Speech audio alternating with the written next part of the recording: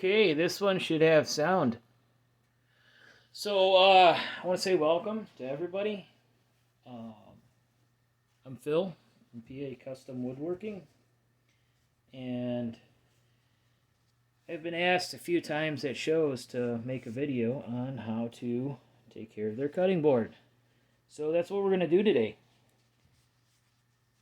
So the first thing I can say is you want to find a nice clean rag. It can be an old towel as long as it's white. No dyes or anything in it. At least that's my preference. I wouldn't want to do any kind of work with something that has some kind of dye in it that you don't know if it's good for you or not. So I always use a white cloth. This is what I primarily use for doing my work in the shop. But you can also use like a terry cloth from your local big box store. And so really I'm going to be finishing this, but the process is exactly the same. To finish a cutting board as well as maintain your cutting board. So when it starts to get dull, you just take a little quarter size spot of beeswax and mineral oil. Now with the beeswax and mineral oil, there's about 100 different kinds out there, and really it doesn't matter that much, but what really matters is you don't want to use just mineral oil. The beeswax gives it a nice coating and actually makes it last longer. So that's why I recommend the beeswax mineral oil combo. This is about gone.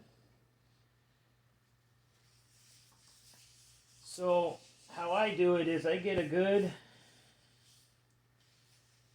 bit, kind of spread it around the board a little bit to begin with, and then I start working it in with small little circles, kind of like you're buffing a really fancy car. And so what that does is it kind of heats the wood up just a hair and opens the pores of the wood to accept the beeswax, which will make your cutting board shine for longer. And then you can be as liberal really as you want with this. I'm trying to be conservative because I use it a lot.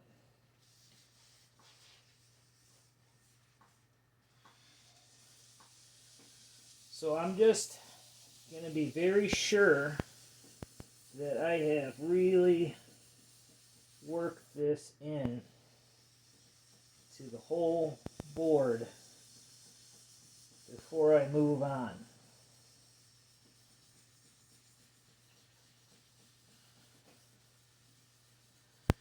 So also, I want to say, if there's any other questions on care, how to take care of one of my pieces of furniture, or if you want to get in touch with me,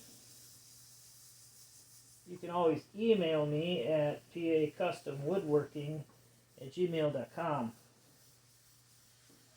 and I'll be happy to answer your questions. You can also find me on Facebook and YouTube and Instagram. So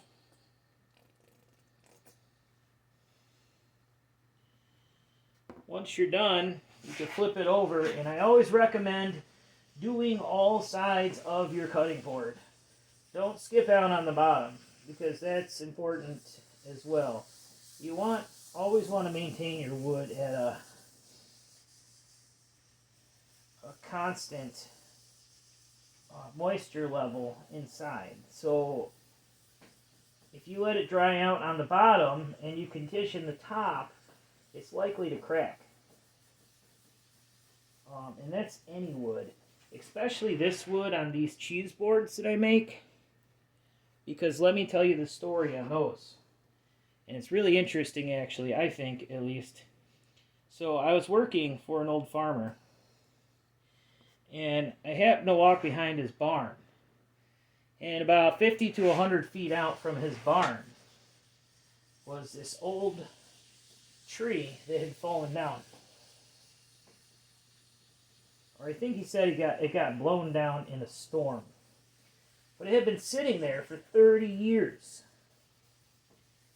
And he said, yeah, if you want it, you can have it. So I went home and I grabbed my chainsaw and I started cutting it up, and I realized it was this beautiful black walnut. And so the really cool thing about this piece is that if you see this here, there's in all these different hues of purples and blues in there. That's actually a process called spalting. And you can find it in maple a little more regularly, but it's almost never found in black walnut. And so,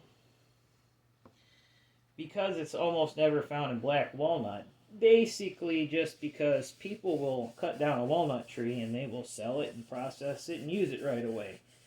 And the process of spalting actually takes a long time, because it's partly a fungus that is meant to start breaking down the wood. And don't worry, it's completely safe.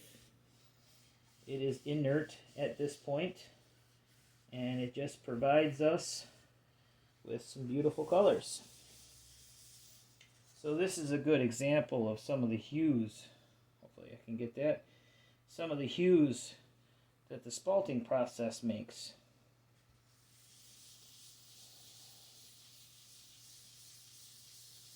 And that's what makes these very, very special. Because I would challenge somebody to really find another walnut tree that's spalted. I mean, good luck.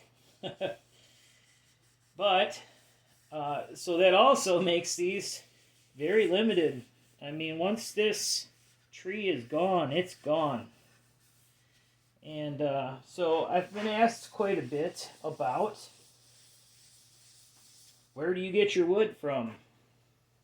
And, well, really, I have a lot of stories like the farmer story, where I just happened to be somewhere and someone's like, oh yeah, I don't like that tree, or I have a few friends that have tree services, and they'll call me up and they'll say, yeah, there's this really gnarly tree out here, and do you want it? And my natural response is always, sure, I'll take it. Because really, no matter what kind of wood it is, you can always do something with it.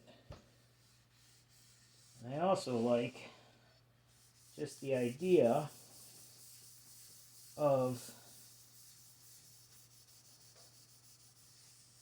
experimenting with new materials. So, there you have it. We have the oil all nice and worked in. Again, folks, that's oil, beeswax and mineral oil. It's the best thing to use. That's what I use. I think it's great. Just because it moisturizes it, and it also puts a nice seal on there too. So if you can see here, hopefully, there's just a little film of beeswax on the top. And that's how you want it. You want just a slight film of it. And then so you'll set this on the counter and let it soak in overnight, and then come back the next day, wipe off whatever excess there is, and it's ready to use.